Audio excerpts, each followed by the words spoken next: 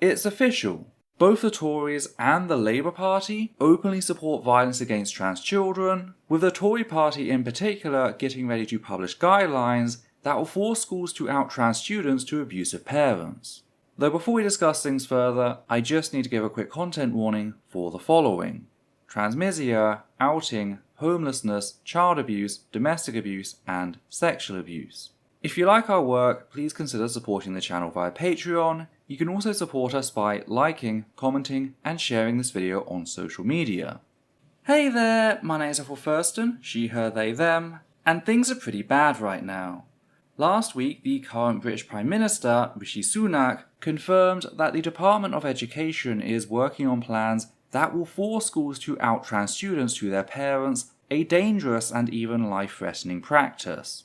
Rishi Sunak asserts that he's, quote, concerned about parental consent, end quote, a statement that reveals an absolute ignorance regarding the law.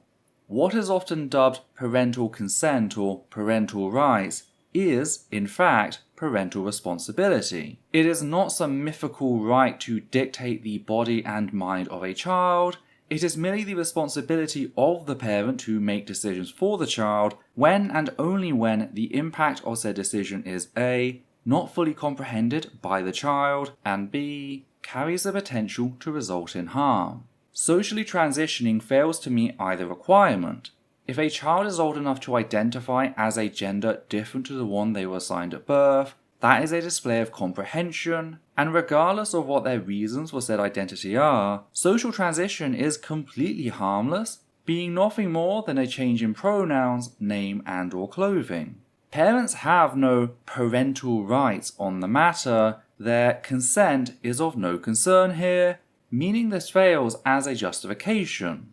Of course, that's not how the Tory party is framing it, with one source telling the Times that, quote, even wearing a skirt to school, using a different name, all of those things are consequential, they are not neutral things to do, end quote, before going on to add that, quote, as someone responsible for safeguarding, you have a duty to tell the parents, end quote.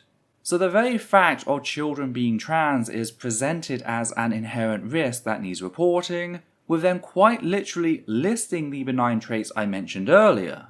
If that isn't setting off alarm bells, you clearly haven't been paying attention to what's going on in the US right now. By presenting being trans as an intrinsic danger to themselves, the Tory government is seeding the narrative that trans youth need to be protected from themselves, a narrative that will be called upon to justify attempts to ban the existence of trans youth as part of a wider attempt to eradicate trans people altogether. We recently covered similar proposals forwarded by the Tory-staffed Equality and Human Rights Commission, or EHRC.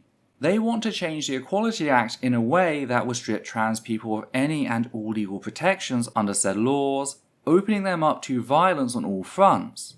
This would move the UK from stage 7 to stage 8 of the 10 stages of genocide, persecution, with stage 9 being extermination and stage 10 being denial. That is where we are right now with the current Tory administration. Not that Keir Starmer and the UK Labour Party have been any better, with Starmer openly advocating for similar guidelines at the start of April. When asked whether he'd want schools to out his own children if they were trans, Starmer responded with, quote, look, of course I'd want to know. I say that as a parent. I would want to know, and I think the vast majority of parents would want to know. That's why we have to have national guidance on it, and they should try to make it cross-party, because it's not helpful to parents or schools to have this as just a toxic divide when what's needed is practical, common sense advice, end quote. Except there's nothing common sense about it, not unless your goal is to cause as much harm to trans people as possible. Because that will be the end result. Said proposals will open trans youth and indeed any gender non-conforming child to verbal, physical, and even sexual violence from family members. That is the reality for LGBT+ youth. That is the very real cost of being outed, meaning that anyone who signs off on doing so to trans youth is in full support of these things. Another issue this will result in is an increase in queer homelessness. According to ACT, a UK-based LGBT+ homeless charity working with young people aged 16 to 25, 24% of homeless youth identify as LGBT+, with 77% of them stating that they believe coming out or being outed was the main factor that led to them being made homeless. To make matters worse, this is not only dangerous in that it leaves said youth without a home, but homeless youth are easy targets for sexual predators who will use the promise of food and a warm bed to lure them in and rape them. That's who these proposed changes enable: child predators, both in the home and on the streets. Of course, the Department of Education claims that there will be exemptions from these guidelines, specifically in cases where the children are known to be at risk.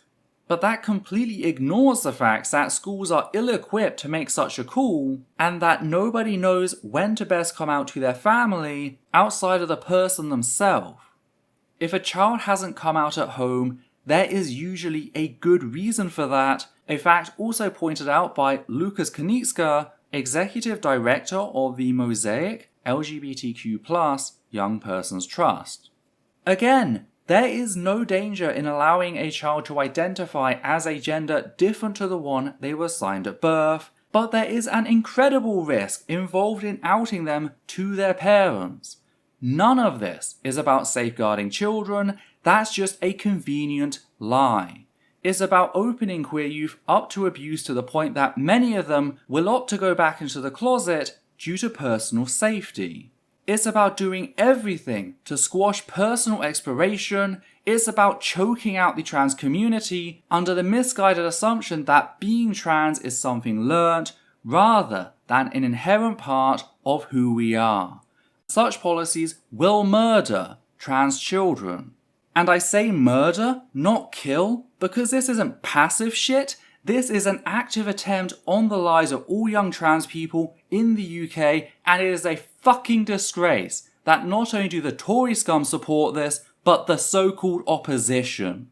I remember learning about Labour Party history, the unions, the miners' strike, pits and perverts, and all the events that led up to Labour passing its 1985 resolution to support the LGBT+ community, only to see Keir Starmer butcher that promise just like he butchers every other fucking promise he comes into contact with.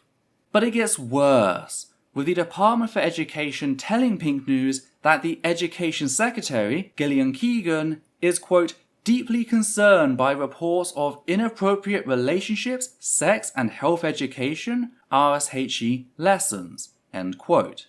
They then went on to elaborate further, stating that, quote, that's why she has brought forward an urgent review that will look at how RSHE should be taught, protecting children and reassuring parents, written to schools to remind them of their duty to show parents materials used in lessons, and is working with the Minister for Women and Equalities to publish guidance for schools for the summer term on how to respond to children who are questioning their gender identity. End quote. Of course, Kemi Badenoch, the current Minister for Women and Equalities, would be involved in some way. See our EHRC video for more. The statement, however, has stark echoes of Section 28, the horrifically homophobic legislation introduced under Margaret Thatcher that prohibited the apparent promotion of homosexuality by local authorities, including schools. The reality, meanwhile, is that it banned any acknowledgement that gay or bisexual people even existed. That's what the Department for Education was talking about when it mentioned that it was readying guidance for schools for the summer term on how to respond to children who are questioning their gender identity. Reminder that these are the same shits who believe that letting trans children be is not a neutral act. The Tory government wants to limit the ability of teachers to even acknowledge the existence of trans people to help trans students. They want to make certain that no trans child feels like they belong. It's also worth mentioning that further leaks suggest the guidelines will also give schools legal protection in discrimination against trans students, with single-gender schools even being allowed to issue a ban on trans students, an act that would violate the Equality Act of 2010. Similarly, trans youth are set to be excluded from sports, especially contact sports such as football and basketball. So in all, a rather bleak future ahead. That said, help may be on the horizon. The United Nations independent expert on protection against violence and discrimination based on sexual orientation and gender identity is conducting an official visit to the UK. They arrived on the 24th of April and will remain there until the 5th of May to, quote, assess the implementation of existing national and international human rights standards to combat violence and discrimination against lesbian, gay, bisexual, transgender, and other gender diverse persons, LGBT people, in the country. End quote.